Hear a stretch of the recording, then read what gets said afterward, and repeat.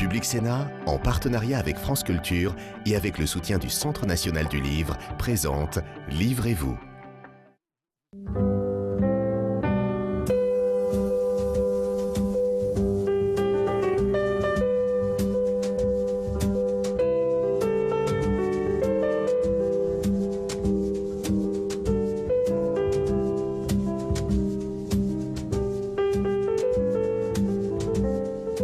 Bonjour et bienvenue dans Livrez-vous, votre émission littéraire sur Public Sénat. Aujourd'hui en compagnie de deux plumes de Charlie Hebdo que je vous présente immédiatement. Yannick Enel, bonjour. Bonjour. Vous êtes écrivain et vous publiez avec le dessinateur François Bouc, janvier 2015, Le procès. Vous avez assisté à ce procès, vous l'avez raconté tandis que Bouc, lui, le met en dessin. Et à côté de vous, Sigolène Vincent, bonjour. Bonjour. Sigolène Vincent, vous êtes donc vous, une plume de Charlie Hebdo, vous écrivez dans le journal, vous étiez également à Charlie dans la conférence de rédaction lors de l'attentat, mais le livre que vous publiez, c'est La canine de Georges. Et ce livre publié aux éditions de l'Observatoire est un roman. Et justement, il y a une phrase qui a attiré mon attention dans ce roman. Vous dites « Mon propos est la fiction parce que le réel, c'est mon chagrin. Je raconterai une histoire autour de cette dent qui empruntera à l'art de mourir. » Pourquoi le réel, c'est mon chagrin ? Le réel, c'est mon chagrin parce que mon réel à moi, depuis le 7 janvier 2015, c'est les morts, c'est les blessés. Et voilà, et je recours à la fiction parce que je pense que si j'écrivais un récit sur ce qui s'est passé, là, pour le coup, je mentirais. C'est-à-dire que là, je plaque toujours un sourire sur mon visage. Alors que vous ne mentez jamais. Alors que je ne mens jamais. Et voilà, j'ai l'habitude d'avoir toujours un grand sourire et le chagrin caché derrière. Et je pense que si j'écrivais un récit, voilà, je mentirais de toute façon. Pourquoi la canine de Georges ? Pourquoi avoir choisi de s'intéresser à la canine de l'un des Beatles, puisque Georges, c'est George Harrison ?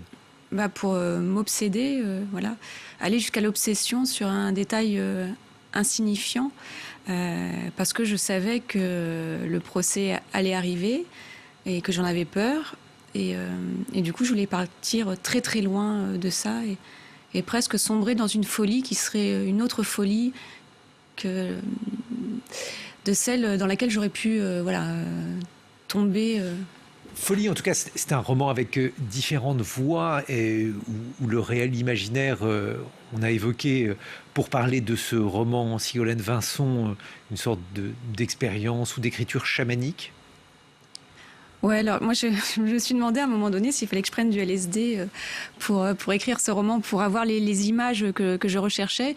Et finalement, je me suis juste mise Vous n'êtes pas obligé de nous dire. Non, si j'ai fait de la méditation. Je dois même avouer un voyage chamanique au son de tambours mongols. Et pour essayer d'avoir les images, les formes et les couleurs d'une conscience augmentée, ou voilà, de passer les portes de la perception.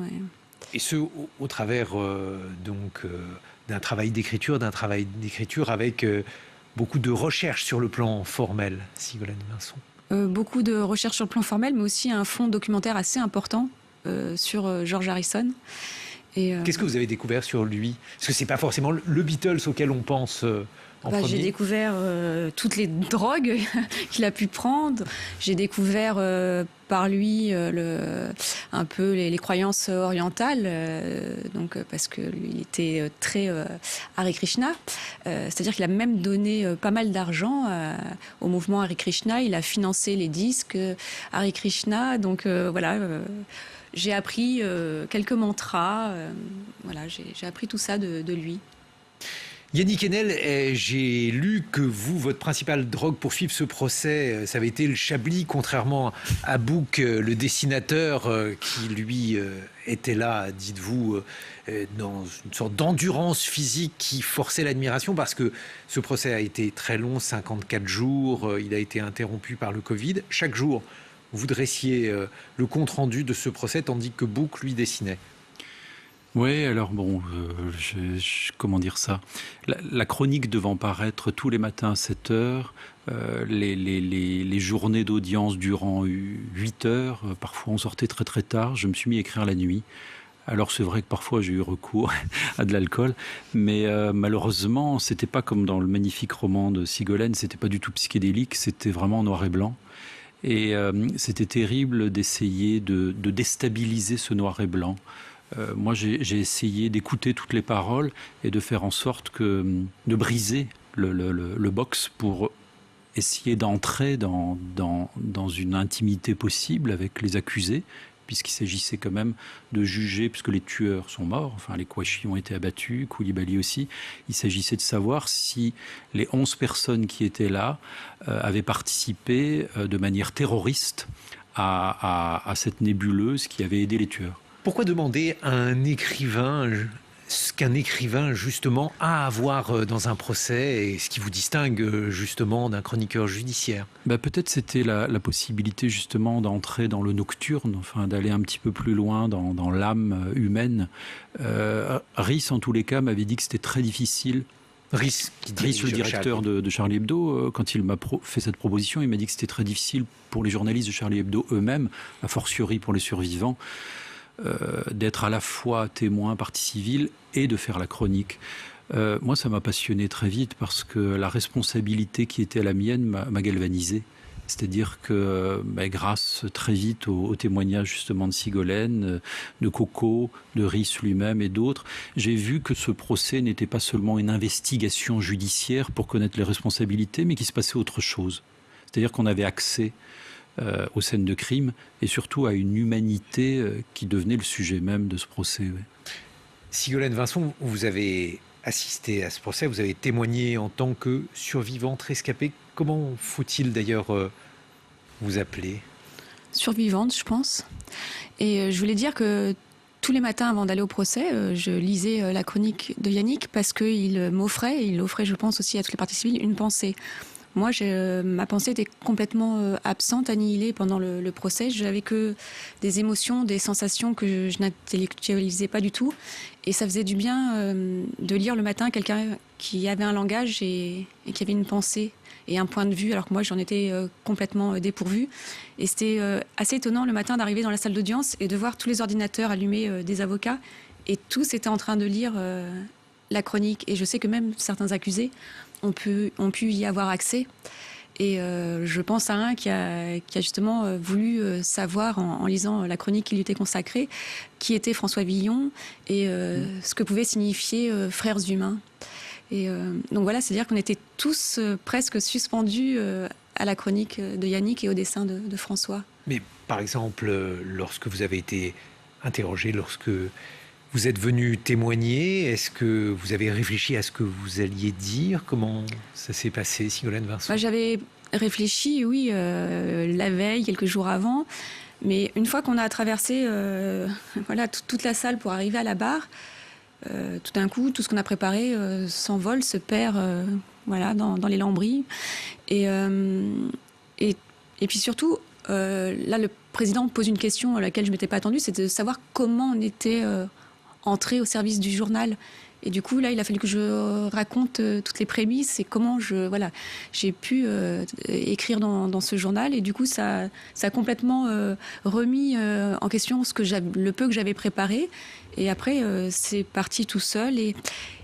Et aussi, j'avais été un peu coachée par les personnes qui m'accompagnaient, qui étaient l'escorte policière, qui faisaient tous les deux du tai chi. Ils m'avaient dit, à la barre, tu restes au centre, tu as le droit de bouger sur tes jambes, mais à un moment donné, il faut toujours que tu reviennes au centre. Et il me semble avoir beaucoup bougé quand j'étais à la barre. Je pense à un moment donné avoir été sur une seule jambe. J'avais l'impression de tanguer, vraiment d'être de danser. Et je me tenais comme à une barre de danse classique. Et puis à un moment donné, je me remettais bien au centre. C'est-à-dire qu'en même temps que je tanguais, je pleurais. Et au moment où je me recentrais, mes larmes cessaient. Ce qu'il faut dire aussi, Sigolène Vincent, c'est que avant d'être plume à Charlie, avant d'être romancière, vous étiez avocate. Oui, j'étais avocate et j'ai aussi parfois suivi le procès comme si je l'étais encore. et parfois même comme si j'étais avocate de la défense, qui peut poser problème quand on est partie civile, parce que même parfois vouloir, je sais pas, arracher une robe à l'un des avocats et prendre la défense d'un des accusés, à un moment donné où j'ai pensé que sa défense n'était pas très bonne, et que voilà. Yannick Haenel, justement, dans un procès, il y a une multitude d'histoires. Il y a l'histoire d'une collectivité, il y a l'histoire des accusés, l'histoire des rescapés, pas seulement d'ailleurs aussi des rescapés du journal de Charlie, il y a aussi les rescapés de l'hypercachère, il y a aussi l'histoire des victimes de Charlie, de l'hypercachère, les policiers qui sont morts ces jours d'attentat. Mais c'était un monde, c'était un peuple, une population. Et c'est vrai que pour moi qui suis habitué à la fiction dont tu parlais, Sigolène, là, il y avait des personnes humaines à qui il fallait redonner non seulement leur nom, mais leur dignité, leur histoire. Et je suis devenu une espèce de greffier, narrateur de ce procès. J'ai assez vite oublié que je travaillais pour Charlie Hebdo. Et je me suis passionné pour tout le monde. Et j'ai découvert aussi ce que j'ignorais. D'une part, la synchronicité des crimes des Kouachi avec Koulibaly, donc la synchronicité du meurtre contre des juifs, contre des journalistes et contre des policiers.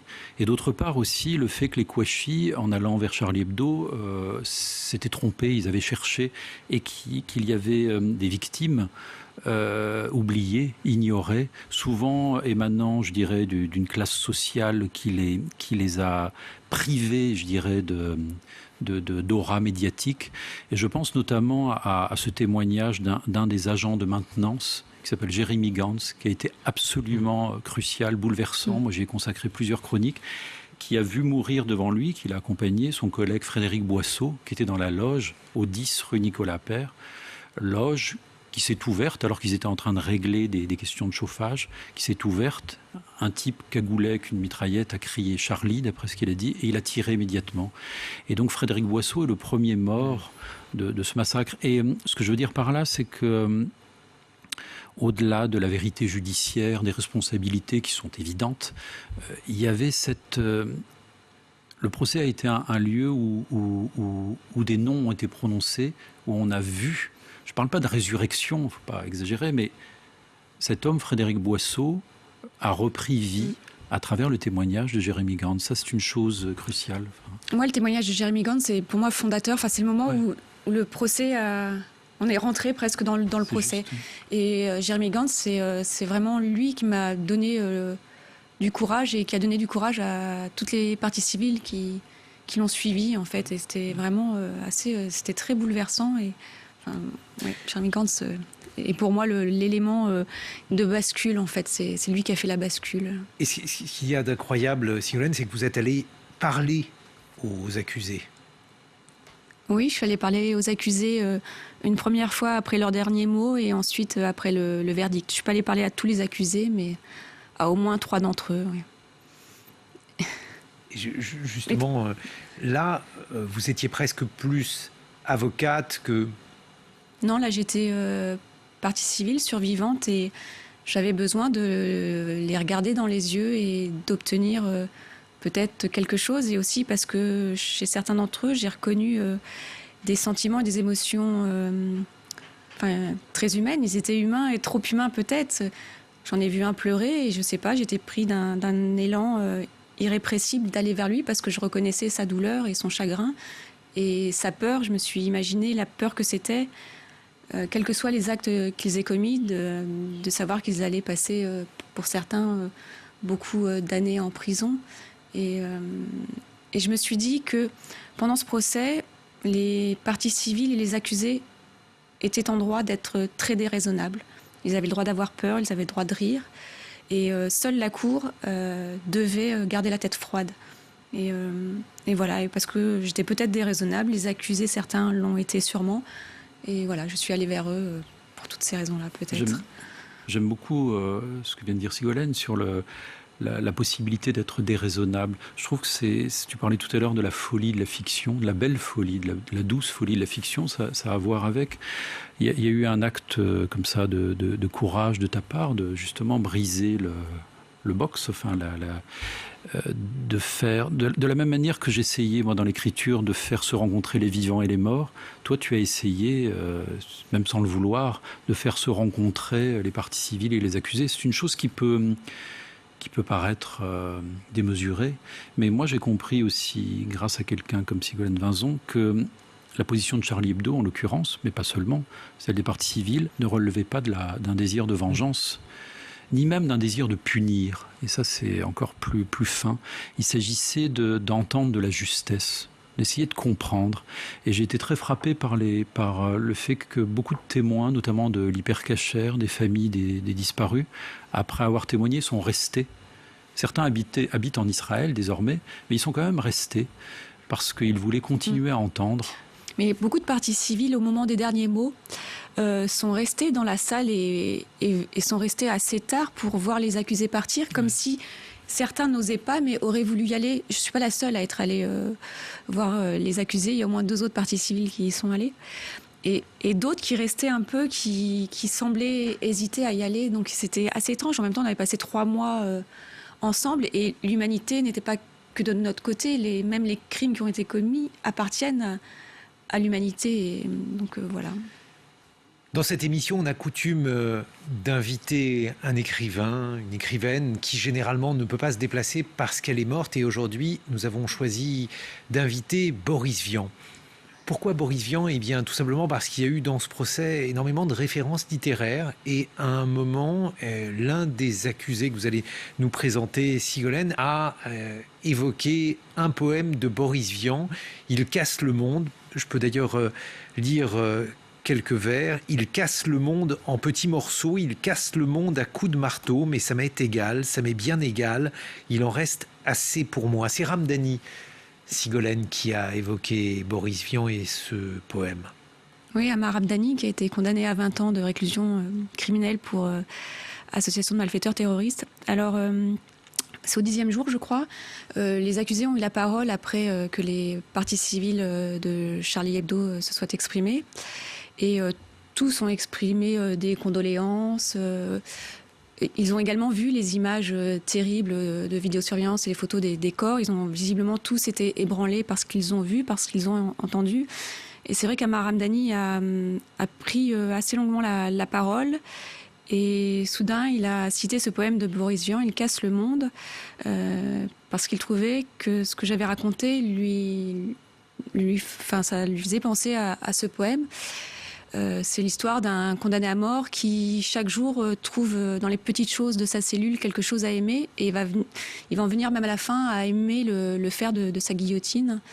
Et je crois, si je me souviens bien les mots d'Amar Ramdani, en parlant de moi, elle a dû voir une montagne de textiles noirs et de fer devant elle. Et elle s'est raccrochée à un morceau de peau, à un regard pour ne pas mourir. Donc je crois que ce sont ces mots exacts. Et c'est vrai qu'il a parlé d'autres parties civiles également, et qu'à ce moment-là, la salle a été submergée par plein de sentiments contradictoires.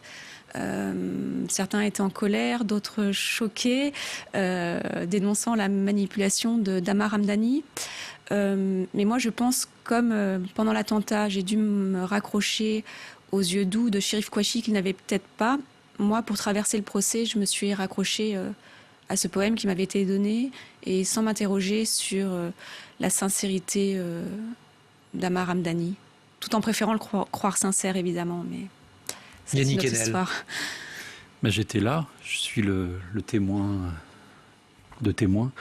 Moi, j'ai rendu compte effectivement de ce moment ahurissant. J'ai essayé d'analyser ça, je ne sais pas quoi en penser. Il m'a semblé que, en l'occurrence, cet accusé Ramdani était à la fois sincère et séducteur. Séducteur, c'est pas nécessairement réducteur. C'est quelqu'un qui, contrairement aux autres, avait un usage du langage assez extraordinaire. C'est quelqu'un qui souffrait en parlant et qui savait dire sa souffrance, qui savait aussi énoncer son désir et de l'ironie.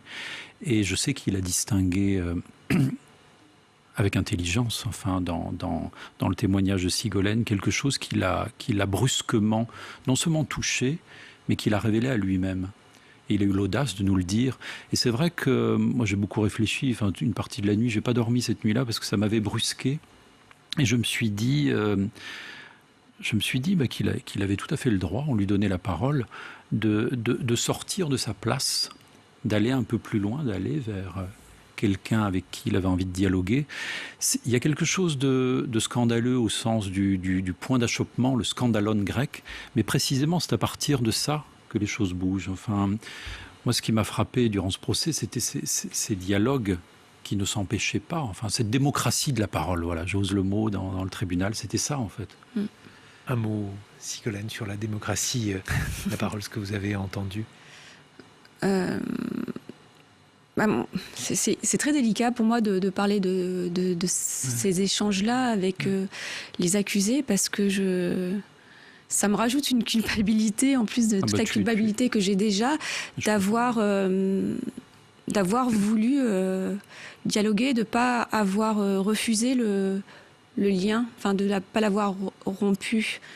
Mais les rescapés ont tous les droits. Enfin, oui, c'est ce que je disais.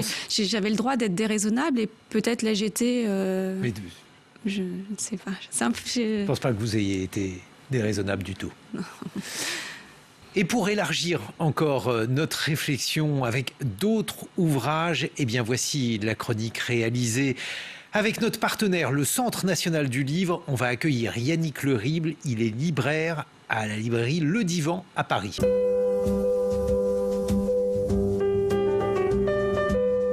C'est de caricature dont j'aimerais d'abord vous parler à travers cet ouvrage, La caricature et si c'était sérieux, décryptage de la violence satirique, publié aux éditions Nouveau Monde. C'est un ouvrage collectif qui rassemble des spécialistes de la caricature, historiens, juristes, historiens de l'art. L'objectif étant de comprendre ce qu'est la caricature, son histoire, ses codes graphiques, son pouvoir transgressif, sa charge émotionnelle. Et c'est un livre dont l'objectif est aussi de la place du genre satirique dans la République, une place singulière, ses rapports aussi avec le pouvoir, avec les religions, et ce qui pose évidemment la question de l'exercice de la censure, mais également des limites de la liberté d'expression. C'est aussi un ouvrage qui aborde la question de l'avenir du genre satirique dans un contexte de déclin de la presse écrite, mais aussi dans un contexte où finalement les réseaux sociaux tout-puissants s'érigent souvent en juges implacables et violents.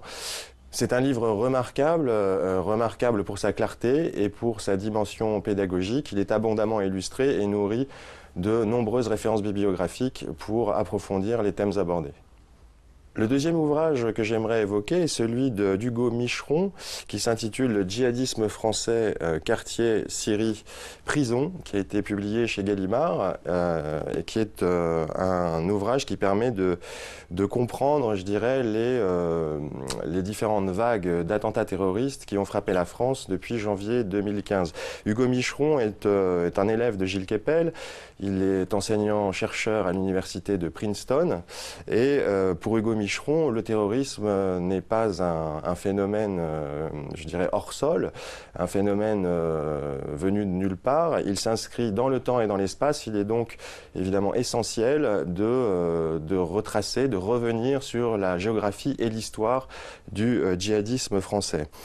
Pour ce faire, il enquête sur le terrain. C'est une enquête extrêmement documentée sur trois terrains d'investigation.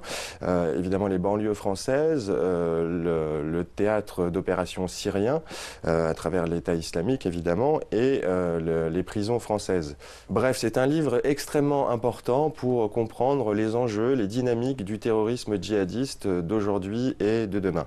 Alors, c'est de psychanalyse dont j'aimerais vous parler enfin à travers cet ouvrage, Psychanalyse et terrorisme, l'effroi peut-il s'élaborer ? Un ouvrage publié par les PUF dans la collection Débats de psychanalyse et dirigé par Evelyne Chauvet et Laurent Danon-Boileau. C'est un ouvrage collectif qui rassemble certains des plus grands noms de la psychanalyse contemporaine. et qui réfléchit à ce que peut la psychanalyse face à l'effroi, face à la sidération, face au traumatisme suscité par le déchaînement d'une destructivité sans limite. Ce que peut la psychanalyse, c'est d'abord nous aider à penser l'effroi présent, retrouver du sens et retrouver les moyens d'éviter un effondrement psychique. Ce que peut la psychanalyse, c'est aussi nous aider sur le plan thérapeutique à élaborer le trauma, à s'en dégager et à relancer la vie psychique.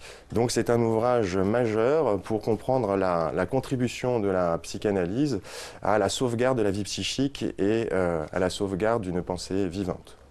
Merci beaucoup à nos invités. Yannick Haenel, le livre que vous avez écrit, tandis que François Bouck, lui, l'a illustré janvier 2015. Le procès, c'est bien entendu aux éditions Charlie Hebdo, Les Échappés. Merci beaucoup, Sigolène Vincent. Votre très beau roman, La canine de Georges, est publié aux éditions de l'Observatoire. À très bientôt sur Public Sénat. Merci pour votre fidélité.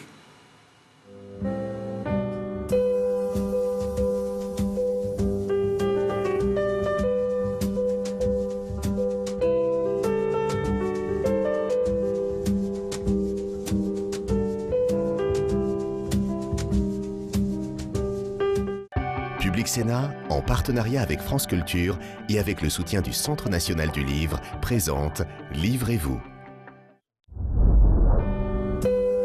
Revoir ce programme en replay sur publicsénat.fr.